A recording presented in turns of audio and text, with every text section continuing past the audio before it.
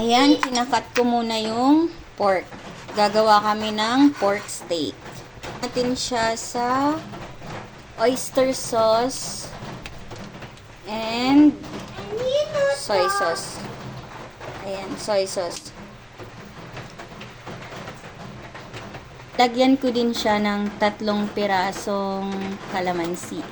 So, ipipiga natin siya dyan.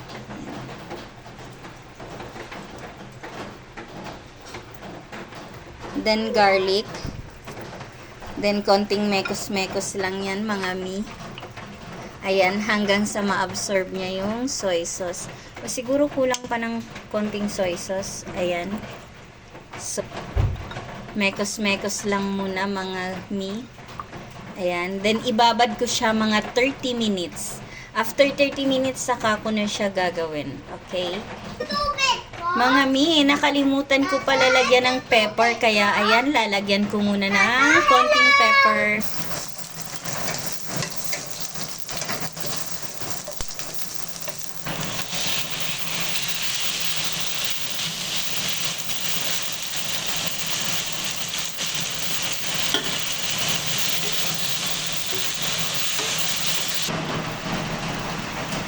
Pinapakuluan ko talaga yan siya ng sobrang kulong-kulo, and then binabaliktad-baliktad ko lang siya.